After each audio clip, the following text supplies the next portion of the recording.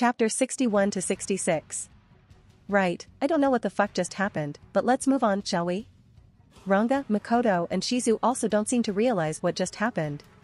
Meh. Must have been my imagination. My skills gained a little addition. After I gained the gluttony skill, I received a bunch of other random skills from my subordinates. Gluttony lets me receive many skills that my subordinates have while also distributing skills to them if they have an affinity for it. Control Wind and Dark Flame fused with a bunch of other random skills gained through gluttony and evolved into Control Natural Elements, which lets me control the basic elements like lightning, fire, water, wind, earth, and so on. More advanced and complex elements like time, cosmic, void, and such other random elements I have no clue about or out of reach, but Rune Master can make up for that. As for the other miscellaneous skills that weren't fused into Control Natural Elements, they were fused with Creation and Rune Master, courtesy of Raphael. I swear both of you will evolve. One day.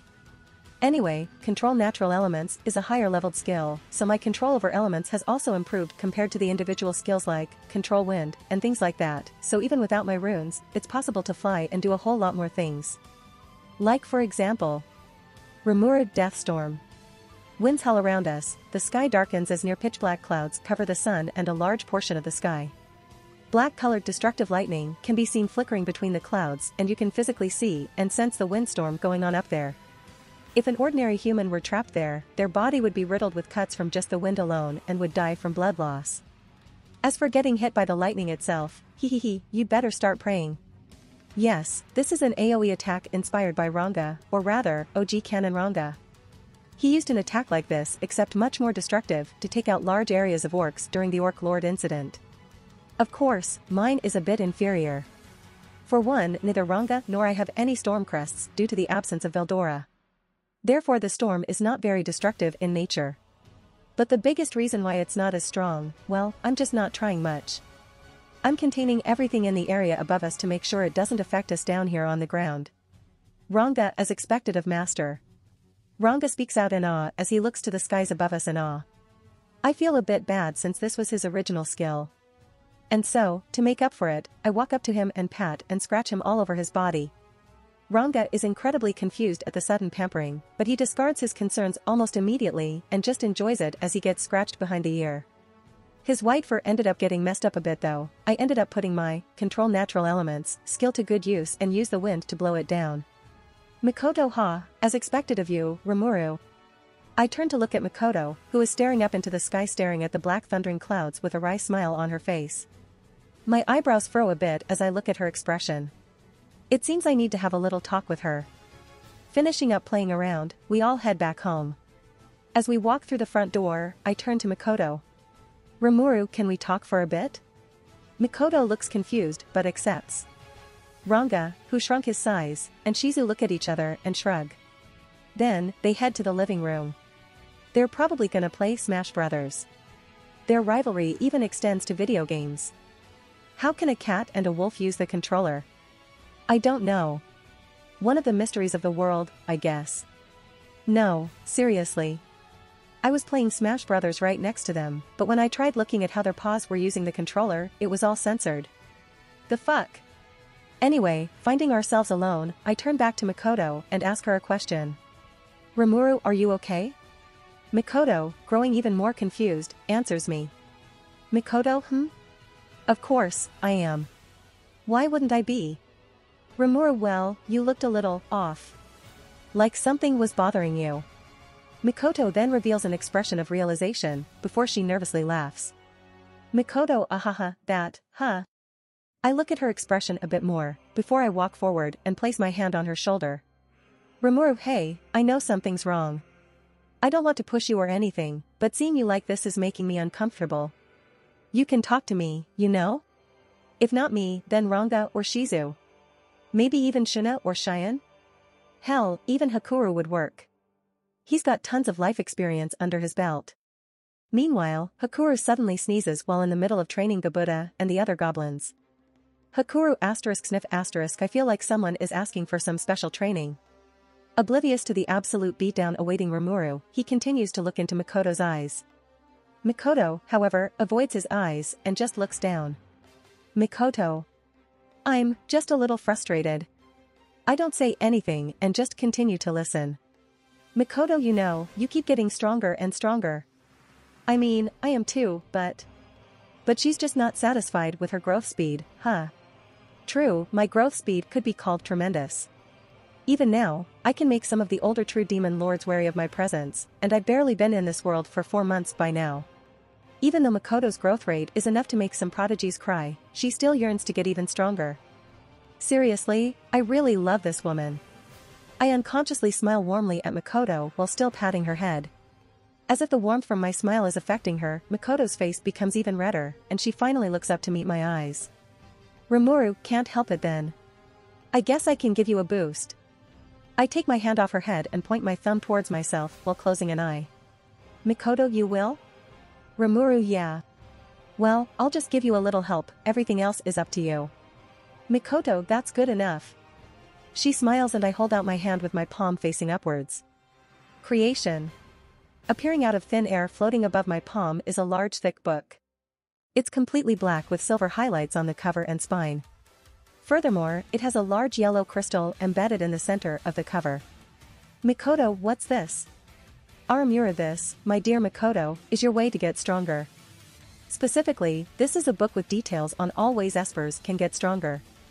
I had a theory about my creation skill.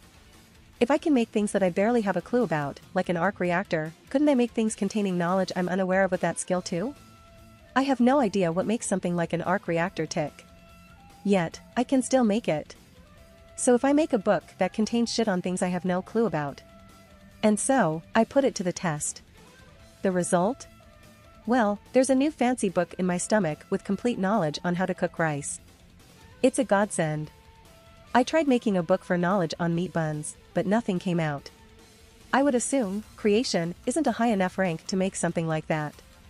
Maybe when it becomes an ultimate skill? Anyway, this book in my hands is a book detailing methods espers can use to grow stronger. Things like special meditation techniques, calculation formulas that increase effectiveness, and things like that. I explained everything to Makoto while also giving the Gakoda accessory on her bracelet an upgrade. Specifically, I made it so if you give it some magicules it can now spit out special coins that Makoto can use for her railgun. This coin is an alloy with a bunch of metals, mainly containing magisteel, orichalcum, hyricane, mithril, and a few others. In the end, a pitch-black metal coin with silver lines resembling cracks running through it will pop out. Engraved in the center of each one is a meat bun. Why? Just because. Needless to say, Makoto was very happy. Makoto Rimuru. Without thinking much, she jumped at me and wrapped her arms around my shoulders.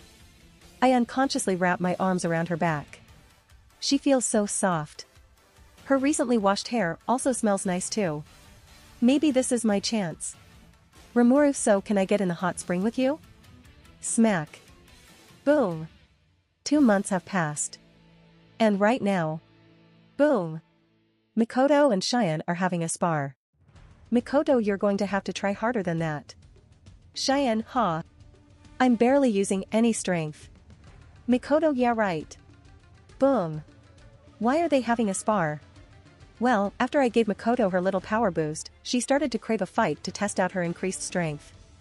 Obviously, I can't really give her a good fight since rather than a fight, I would just give her an absolute beatdown. I'm an advocate of gender equality after all. Regardless if she's the woman I love, if we're going to fight, I'm not holding back. She'd better get ready to eat dirt.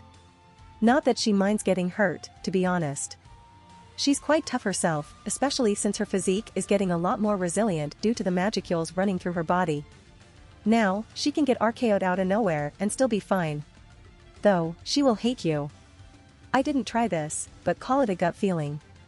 Eventually, I'm sure she can give me a good fight, but for now, she can't really improve herself against an impossible opponent like me. She wanted to fight someone more on her own power level. And so, while I was getting beaten up by Hakuru, she went to the first person that popped up into her mind. Anyway, Cheyenne, still looking for something more permanent to do besides causing chaos, cough, besides helping me here, and there was a really good choice. And so, after getting asked by Makoto, Cheyenne was more than happy to swing her sword around some more. They both love a good challenge, what a good match they are. Wait, Makoto isn't going to get stolen away from me by Cheyenne, is she? But Makoto x Cheyenne Yuri. And so, every day, they fought in the experimental zone. Now, as for who is stronger, I honestly don't know. Which is surprising. Normally, I would say Makoto is stronger without a shadow of a doubt. This isn't due to favoritism, okay, maybe just a little. But regardless, Cheyenne herself can put up a good fight herself. I completely underestimated her physical strength. No, seriously. She can split the ground over 10 meters deep and a couple of dozen meters long with just a casual swing of her sword. Her weapon itself is something made by Kurobe, so it's bound to be strong in its own right. Couple those factors with her monstrous magicule capacity, second to only Benimaru among the Kijin. Boom. She's quite the monster on her own. I think such things while looking at the area blanketed by a cloud of dust from Cheyenne's recent strike. Asterisk Phi Theum. Asterisk. An orange beam of energy penetrates the cloud heading straight towards Cheyenne from behind her. Mikoto's railgun. Acting on pure instinct, she tilts her body out of the way just in time as it flies over her before gripping her overly large sword tightly and swinging it over her shoulder in the direction from where the railgun came from.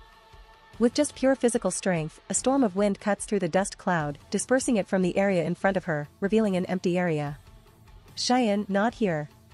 From behind her, appearing from the still lingering dust cloud, a figure jumps out and reaches out her hand towards Cheyenne's unguarded back. Obviously, this is Mikoto. Asterisk ZZZZZTTT. Asterisk. An electric shock runs down her arm straight into Cheyenne's body, before making a small electrical explosion sending Cheyenne flying forward a few meters. Cheyenne, however, flawlessly turns around midair and lands on her feet like a cat, sliding to a halt. Mikoto, TCH. Cheyenne, you can't win against me like that. Cheyenne smiles at Mikoto while her back is still releasing steam and the secretary clothes she came to love are ruined. She gained the resist electricity skill after her many fights. This skill really limits what Mikoto can do. Of course, both of them aren't using their full strength.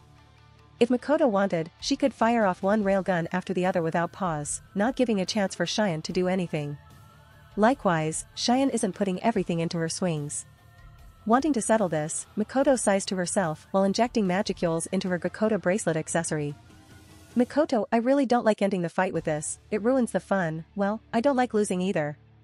A black coin with silver-white markings and a meat bun etched onto it appears in Mikoto's hand. Cheyenne, seeing this, wryly smiles to herself. She's seen this coin many times after all. And each time it appears, she lost. However, immediately after, she shakes her head and grasps her weapon with both her hands. She raises it above her head while bringing out her magicules. Meanwhile, Mikoto raises her right arm with the coin settles on her finger and thumb while charging it with her magicule-infused electricity. Both of them look a little cool. Standing apart from each other by over 20 meters, Cheyenne has her own violent purple aura from her magicules while Mikoto is surrounded by an electrical storm. Cheyenne, come. I'll make sure to stop it this time. Mikoto, you said that last time. Cheyenne, well, this time I mean it. Mikoto, you also said that last time. Cheyenne, well, this time I really mean it. Mikoto. Pooh-hoo. Cheyenne, ha ha ha. They look at each other for a while before they both break out in a small laugh. Mikoto, here I come. Cheyenne, bring it on. Asterisk Thuum. Asterisk. A giant beam of energy almost as large as Mikoto herself shoots out from Mikoto's hand, heading straight towards Cheyenne. Cheyenne, however, doesn't make any movements to evade it. Instead, she swings her weapon downwards with as much force as she can muster. They collide. Asterisk boom. Asterisk. Cheyenne is fighting against the energy beam, pushing back with all her might. She's slowly getting pushed back, her feet dragging lines in the ground. The railgun beam splits at the point of contact with her sword, making it so the only piece of ground still intact is directly behind her. However, after successfully holding it back for several seconds, crack! Her blade breaks. It just couldn't take the stress. Cheyenne just makes a reluctant smile and closes her eyes. Boom! The mega railgun hits Cheyenne head-on but immediately disperses as if hitting an invincible object. Rimuru, alright, I think that's enough. I walk towards them from my position on the sidelines, blowing away all the dust in the area with the wind. Rimuru, I know you trusted me, but seriously, if I didn't put up that multi-layer barrier around Cheyenne. Cheyenne, Rimuru-sama. Mikoto, Rimuru. Cheyenne immediately drops her broken weapon and leaps at me, pulling me into a hug. As expected, her chest is huge as always. I mean seriously, the anime doesn't do her justice. And they're so soft. Spark. Oops. Rimuru, that was a good fight, both of you. If not for your weapon breaking, I think you would have finally been able to block Makoto's railgun this time.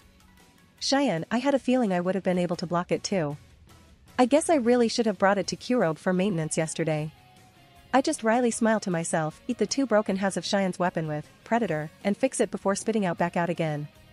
Specifically, I slapped some flex tape on it and the blade immediately mended together. That shit is overpowered. But still, they really can't do much against each other.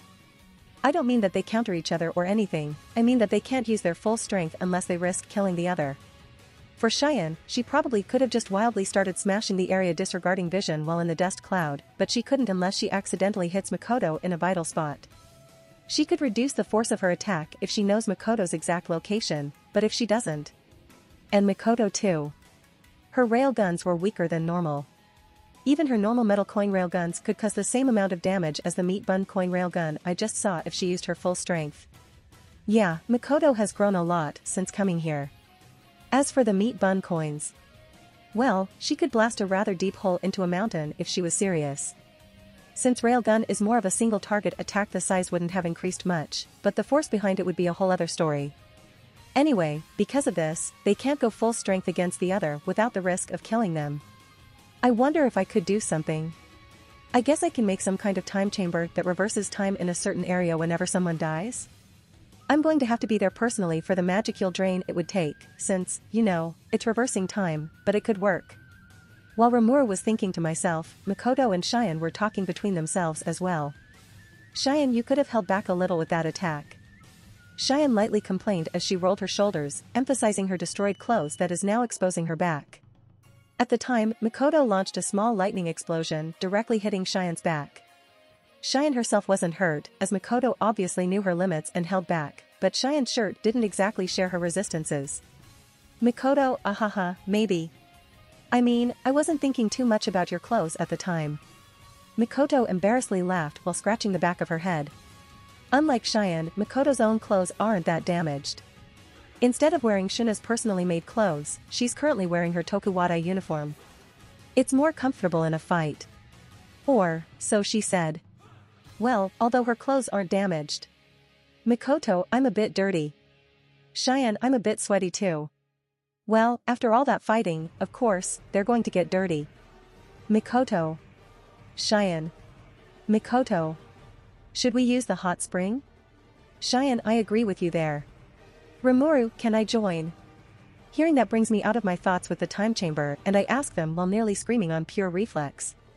Makoto/Cheyenne no/yes.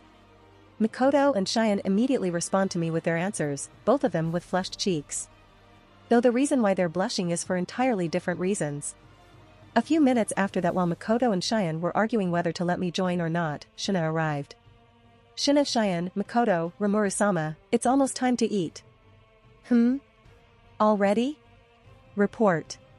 It is approximately 11:55 a.m. Wow, already? Man, it sucks not having a sense of hunger. There were many times where I accidentally skipped eating food. My soul screams knowing I missed out on a chance to eat meat buns, until I just eat one anyway regardless of the time. Meanwhile, Shuna quickly noticed the mess and is now scolding the two of them. Shuna, you ruined your clothes again, Cheyenne. Cheyenne, no, there wasn't much I could do dash. Shuna and Makoto. Please stop wearing those biker shorts under your skirt. You're ruining your feminine charm. Makoto, eh?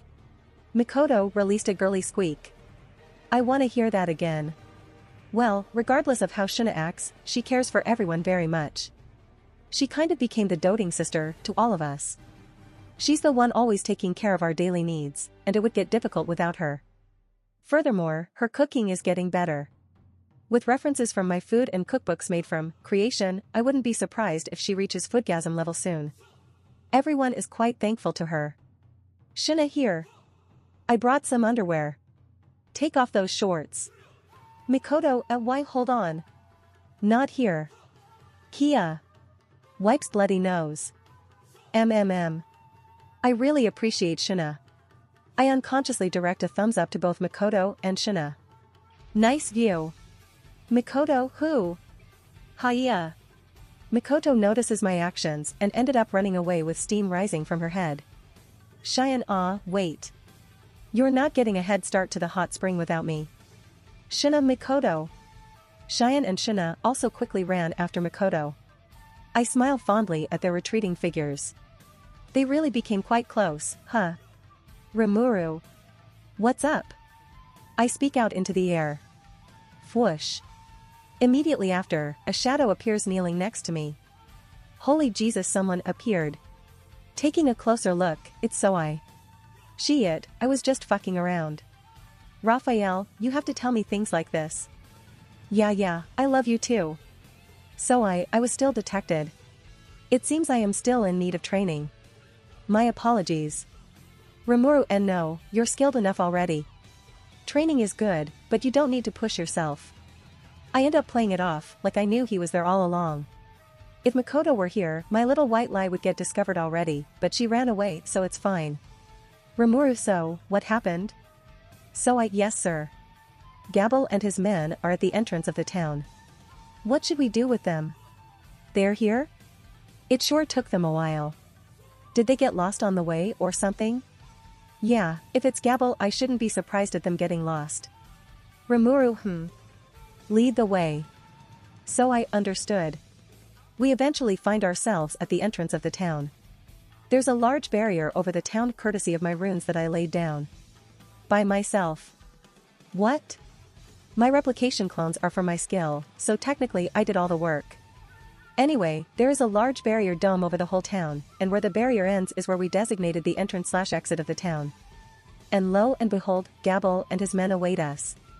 My foot, it's itching. Meanwhile, Gabble shivers and closes his legs while looking around uncomfortably. Gabble and his men finally arrived. All 100 of them. I'm not sure if that's a good thing, and I'm starting to have second thoughts on accepting him as a subordinate, but I'm sure he will prove his worth. Maybe. I also see Sauka there as well, so it's not all bad. Rigard and Benimaru are already here. Rigard is making beautiful JoJo poses as always while Benimaru, coo. Rattle rattle rattle. His weapon is rattling in its sheath. Or rather, he's clutching his sword like crazy, causing his hands to shake. Looking at his face like he's in agony, I have a feeling that he's having some sort of internal crisis. I'm going to take a wild guess and say that he's probably hesitant on whether to outright kill Gabble right here and now. Meanwhile, Benimaru is having a conversation with himself. Appearing on his left shoulder is a Benimaru wearing white garbs with white angel wings and a halo. Meanwhile, on his right shoulder is a Benimaru with bat-like wings and a thin tail holding a pitchfork. Benimaru, I want to beat this guy up. Devil Benimaru, what are you hesitating for? Just stab him once or twice. He won't die from that, probably. Benimaru, but... Angel Benimaru, yeah, what are you hesitating for? Beat this guy into the ground. Benimaru and Devil Benimaru pause and look at Angel Benimaru. Angel Benimaru. What? Benimaru and Devil Benimaru look at each other and shrug. Benimaru ended up letting go of his weapon and began cracking his knuckles while walking towards Gabble. Rimuru, why stop? I jump forward and grab Benimaru's shoulder as he was walking forward. He pauses, looks over his shoulder to see me before standing aside. Benimaru, Rimuru-sama. I apologize. Did you want to beat this guy up first? That's what he thinks I stopped him for. Rimuru. Yes. But not now. Let me talk with him first. Benimaru understood.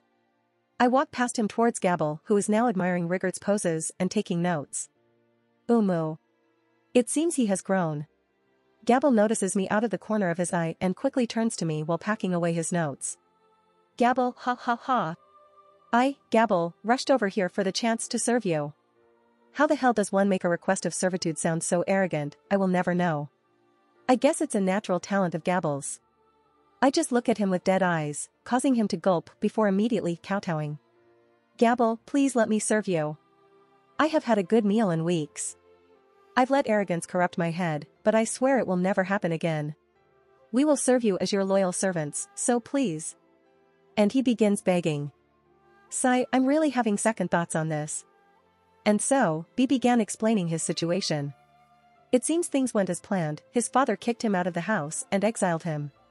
The 100 or so men that were serving him decided to follow him in exile out of their own free will, and now, after getting lost lots of times, they're all here.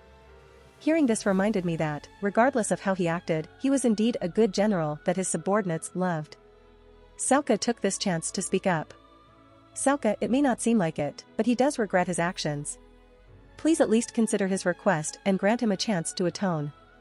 I just stare at her. She begins to think she said something wrong and starts to get fidgety. Traces of sweat begin to form, and just when she decides to apologize, I shake my head and ask her a question. Rimuru, I'm sorry, but what are you doing here again? She falls down on her face. I knew she would be here, but I forgot exactly why. I doubt she got exiled. Raphael could tell me why, but I felt like I just had to ask. Sauka breathed a quiet sigh of relief before answering me. Sauka, unlike my brother here, I have not been exiled. I am here of my own free will. My father Abil sent me out to serve under you and learn more about the world. Oh, I remember why she followed Gabel now. There was also the fact that Abil sent her to watch over him, if I remember correctly. From my memory, Abil is ready to accept Gabel back from exile, depending on his actions. But no one said anything to Gabel, so he would learn from his actions. Gabel, you didn't follow me out of respect. Gabel jumps up from his kowtowing position and looks at Sauka like she just called his mom fat while teabagging him in Call of Duty. Sauka, I do respect you, brother. But I'm more attracted to Soidano. If possible, Rimuru-sama, please give me the chance to serve him. It seems it's not just her, but a few other lizard men are here of their own free will looking to serve under Soai as well. During the battle with the orcs, I sent him to rescue Abil, and it seems he killed quite a few orcs on the way, saving many other lizard men. I look over my shoulder to our resident quiet Bishonen. Rimuru, what do you think? He looks at them before turning back to me. Soai, can I use them however I wish? Rimuru, Go ahead. Soai, then I gratefully accept. He walks up, grabs Sauka by the neck, and dragged her away with a few other lizard men trailing behind him. Meanwhile, Sauka once again is looking up at Soai with stars in her eyes. They should be fine. I turn my attention back to Gabel. Rimuru, I'll let you and everyone else serve under me on one condition. Gabel, I will do anything. Rimuru, great. Then, stand straight with your legs apart. Gabel, right away, sir. And so, he stood there in a horse stance. Gabel, by the way, why do I need to do this? Hee boi. I walk towards him with a menacing face. His few smart subordinates realize what is going to happen and begin to pray for his soul. Rigard and Benimaru, who also realize what is going to happen next, also clap their hands together in prayer. My right foot rears back. Rimuru, behold. My ultimate move. No more descendants, kick. Crack. On that day, many civilians throughout town swore they heard the wails of a dying banshee. Meanwhile, a cold breeze swept between all the males' legs, causing them to shiver and cover their family treasures. During that ordeal, they also felt the urge to pay respects to a fallen soldier and wish him peace in the afterlife. So yeah. Gabel got hired. In a luxurious room with carpeted floors of the highest quality and furniture crafted by master artisans. There is a large round table made from a rather fragrant tree, once that can easily seat a dozen or so people. However, even so, only 3 comfortable-looking chairs are placed around it. Seated in one of those chairs is a man with gray-white hair and a calculating look in his eyes. He has pointed ears and is wearing white formal clothes. Unlike Gelmud, whose similar-looking clothes look more comedic than anything else, this man was able to pull off this look with majesty. This man is Clayman. I mean, it was kinda obvious. Yo, Clayman. How's Gelmud doing for you? Suddenly appearing in one of those seats is another man.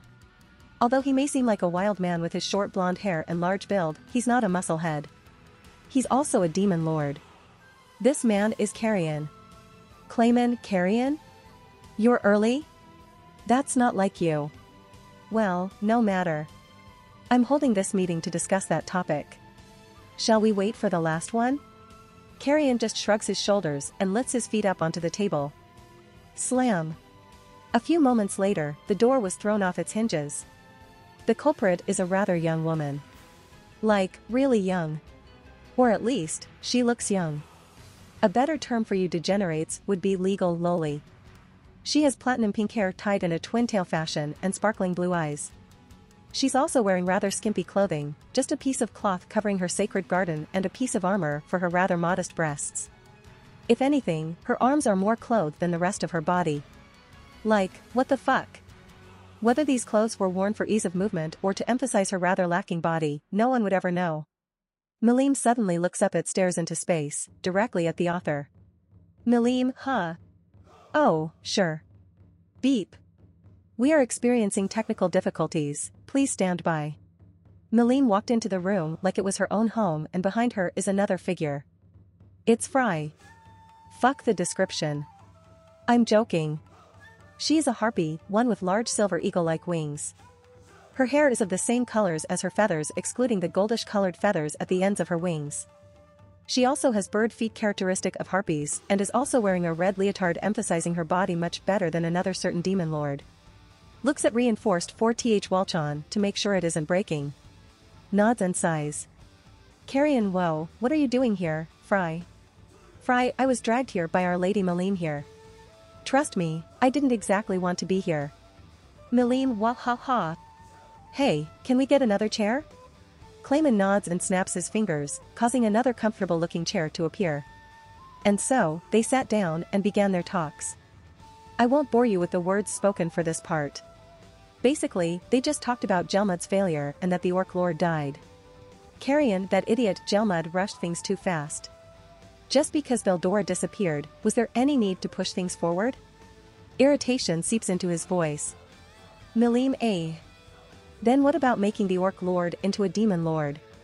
Clayman, we're going to have to go back to the drawing board for this one. Jelmud, the only one who could control the Orc Lord, is dead. Furthermore, I doubt the Orc Lord survived its encounter with them. Maleem's ears perked up at this. Maleem, hold on, who is them? Maleem asks Clayman with interest. Clayman smiles, he purposefully mentioned a mysterious third party to distract Maleem's attention from Jelmud's failure. If Maleem decided to throw a rampage because of that, his castle falling to ruins would be the least of his worries. Specifically, his hentai collection hidden under the castle would be his biggest worry. But luckily, his little bait worked. Clayman, well, I think it would be best to look at these. Saying this, he took out several crystal balls, a cunning glint in his eyes. Injecting magicules into them, different scenes begin to play as a projection within these crystal balls. Each of those crystal balls was connected to the eyes of either an Orc General, Jelmud, or the Orc Lord itself. The Demon Lords watching this saw many scenes from different perspectives, each one showing the scene of either one of the Kijin, Ranga or Makoto before getting cut off. They were especially enthralled by Jelmud's and the Orc Lord's crystal ball. Well, for Jelmud, they were more entertained by his comedic acts before his death. For the Orc Lords, it was more because of interest in the white-haired masked figure shown within it. A reminder that MC's hair is also white and was wearing a mask at the time. Nudge nudge wink wink. Maleem makes a childish grin as her eyes sparkle, finding something fun to take away the boredom of her very long life, if only for a little bit. Carrion is also showing interest, along with Fry. Carrion, so what, you want one of us to go and check them out? Clayman, we do need to investigate, yes. Maleem, is that so? Then I'm gonna go over and talk to those guys. See ya. Maleem immediately left to meet with our resident MC, causing Carrion and Fry to leave as well to make their own preparations. Clayman, left alone in the room, speaks out again. This time, towards a rather suspicious corner. Clayman, and? What do you think? The shadow wavers and a rather young clear male voice speaks out from within. I think it's quite interesting. Those monsters, the Kijin, those wolves, especially the big white wolf who could control space to such a degree. They would make wonderful subordinates. Greed seeps into the voice, showing his desire to obtain those monsters. Of course, he wasn't done yet. And that white-haired one with the mask, that one is strong. If it's a female, I will take her as a wife. If it is a male, I would gladly make him serve under me. If they reject, well. Black-colored electricity sparks within the shadow. Clayman, you are greedy, aren't you? Ha ha ha. What do you expect? I'm the main character. Everything I want will automatically become mine. It will also do you good not to become too disrespectful to me. I'm only here because I want to be. Clayman, of course, I wouldn't dream of being disrespectful to you. Especially since you stole the powers of the great storm dragon Veldora himself. The voice chuckles to himself before his attention returns to the replaying projections of the crystal ball. Right now, the scene of a certain tea-color-haired woman surrounded by electricity defeating countless orcs is playing. And that woman? A wide grin like the Cheshire Cat breaks out from within the dark shadow. So fierce, and yet, fragile. So beautiful, and yet, powerful. Ah. I want her. I want to break her. I want her to become mine. And so, the owner of the voice continues to watch the crystal balls with an infatuated look. Of course, he has made a few mistakes. The biggest one is that he is grossly underestimating the strengths of both Makoto and Rimuru. Although he realizes that everyone in the projection was holding back, even Ranga and the other Kijin, he doesn't have the combat experience to accurately understand exactly how strong someone is. His strength was stolen after all and wasn't earned with hard work. Not only that, he never bothered honing or training his strength. His arrogance at believing he is the strongest in the world after absorbing Veldora's strength is making him look down on everyone. Not only that, Rimuru can already hold his own against him. Although Rimuru won't win, he won't lose either. Furthermore, both Rimuru and Makoto are growing at an insane rate unheard of in this world. And finally, Rimuru has a following of powerful monsters serving under him. Although they can't compare to our hidden friend here, they can cause some trouble. These points will end up being his downfall. Of course, he doesn't know it yet. It's been a month since Gabble died spiritually. I ended up giving him a full potion and used a memory-wiping rune talisman on him. The man was broken from that experience. Maybe I went too far. Gabble, Rimuru-sama. I have brought to you the fruits of our hard work. Gabble ran up to me showing me a plant in a pot. I look at it and sigh while pinching the bridge of my nose and then sighing. Yes, I sighed twice. Rimuru, Gabble. What are those? I scream while holding my hands together and pointing to the potted plant. Or, rather than a plant, it's fucking weed. The dank kind. Yeah, maybe I didn't go too far in breaking his spirit. I ended up quickly explaining things to him, causing him to bow his head and apologize. Gabble wad dash. 1,000 apologies. After that, he ran back inside the cave he crawled out from. And I think he might still be a little scared of me unconsciously. Nah, I must be overthinking it. Anyway, I named all of the lizard men including Sauka, which is now officially her name, and Gabble. Although Gabble was already named by Gelmud, you can overwrite names. I forgot the exact conditions, but I'm sure it's something about the original namer being dead. As a result, all the lizard men ended up evolving into dragonauts. They look like lizard men except now with horns and wings. Apparently, they're a demi-human with dragon blood in them. How a lizard man can evolve into a dragon-human hybrid, I have no fucking clue. Veldanava obviously was high as shit when making all the races. When I said that out loud, everyone was amazed that I knew something like that. I just laughed while sweating and averting my eyes from a certain electric tsundere who just so happened to be staring at me with narrowed eyes. Thank you, Raphael. Sauka and the females of the group all evolved with more human looks. Meaning aside from their tails, wings and horns, they look exactly human. They look quite attractive too. On the level of supermodels from Earth. Of course, since this is an anime world, supermodels are only average among the pretty girl ranks. Correction.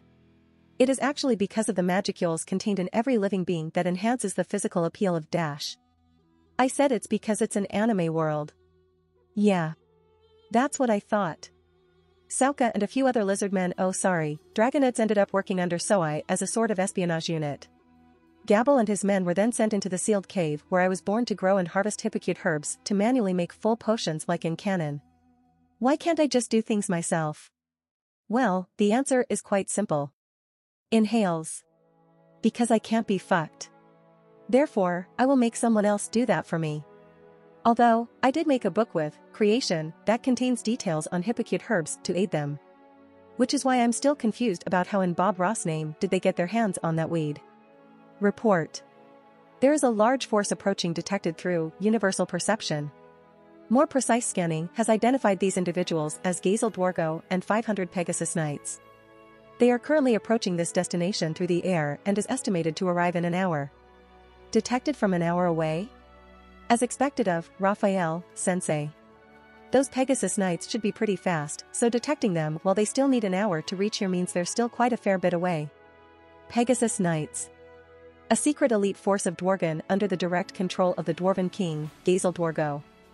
Under a strict training regimen, each set of Knight and Pegasi can work together to create a combat unit around A rank. Not to mention there are over 500 of them. That fighting potential would be enough to make any national power wet themselves in fear. I mean, I would be shaking too.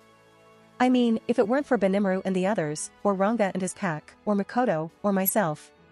Or God forbid Shizu. We're all kind of one-man armies already. Right, Pegasus Knights are coming here and I'm the only one who knows until Soai detects them and tells everyone else. I've got a couple of options to take. 1, I can just leave them alone and let things continue as they should like in canon. Or 2, I can go out there and meet them myself. I don't want to deal with everyone getting agitated and getting ready for a fight for no reason. I mean, it's not like Gazel is here to pick a fight with us. Wait, is he? No, he's not an idiot. His spy should have told him about us. Holy shit, his spy. I totally forgot about that guy. There was a spy that followed us back from Dworgen to, well, spy. On me specifically. What happened to that guy? Notice. Individual Soai detected all the spies sent by individual Gazel Dwargo and repelled them within a week of the Orc Lord's defeat. Damn, I kinda didn't even notice. That's kinda sad, now that I think about it. Those guys are the eyes and ears of the king of a powerhouse nation, and so I just gave them the figurative middle finger by easily noticing them and booting them out. Within half a month of his evolution to a Kijin, no less. Anyway, I'm done with my monologue. I send a quick, thought communication message to Benimaru and all the others. I don't bother sending one to Shizu because she's either sleeping, bribing food with her cuteness, or conducting a demonic ritual. Sometimes all three at the same time. As for Ranga, he's either walking around outside or sleeping, most of the time within my shadow, which just so happens to be the case right now. So he's coming with me. The message I sent says I'm just gonna be stepping out for a bit, I'll be right back. And so, I teleport and find myself standing in the air a small distance away from the approaching legion of Pegasus Knights. I wear Shizu's anti-magic mask and put my hands in my pockets, adopting a laid-back attitude while the wind brushes past me softly, causing my hair and clothes to flutter. Man, I should look so cool right now. Very quickly, I get detected and within a few minutes, they all surround me while Gazel himself is in front of me, riding his own Pegasi that seems to be a bit stronger than the rest. Gazel, you're the slime, huh? Rimuru MMM. First and foremost, let me introduce myself. My name is Rimuru. Everyone. Gazel. That's it? Rimuru, yeah, what else do you want me to say? My 3 sizes? Mob soldier insolence. Gazel just raises his hand, signaling to stand down. Rimuru, fine. I guess I'll introduce myself properly. My name is Rimuru, as I've already said before. I'm the leader of the Great Forest of Jura Alliance. Gazel, then I shall also introduce myself, slime. My name is Gazel Dwargo, king of the armed nation of Dworgen and master of the sword. Yup. I know that. Rimuru, well, it's nice to meet you, King Gazel. Although I already know, it's always nice to ask. What are doing here, approaching my town with such a force? I release a bit of my lord's ambition, showing that I mean business. Only a bit, nothing serious. This puts them on guard, but it's not harmful or threatening. I do this because, regardless of reasons, if I didn't know what was going on and was someone who would attack first and ask questions later, coming with such a force is enough of an excuse for me to wipe them out and even declare war on Dworgen. Gazel, you already know? Then if it's alright with you, would you mind telling me your guess? Rimuru, it's simple. You came here to make sure I'm not a threat. Since, you know, I took down the Orc Lord. I say such a thing casually, but my guess was spot on.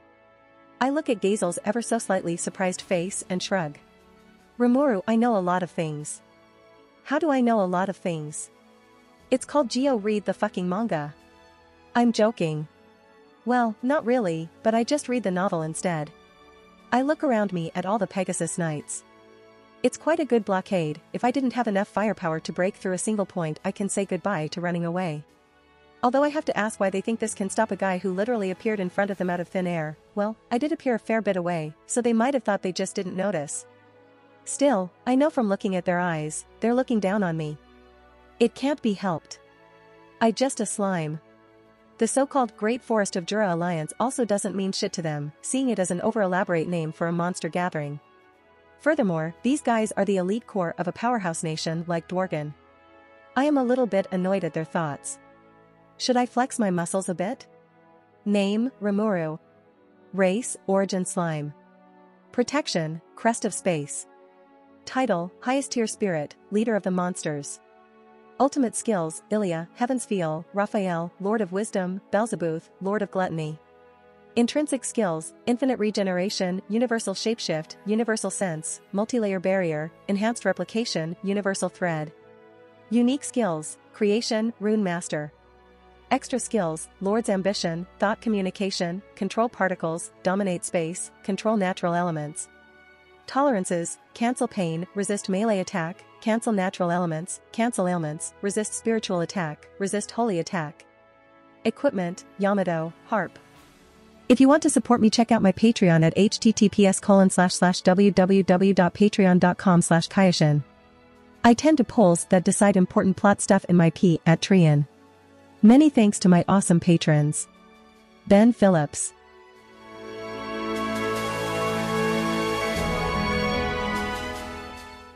If you like this content, don't forget to like and subscribe. See you later, bye bye.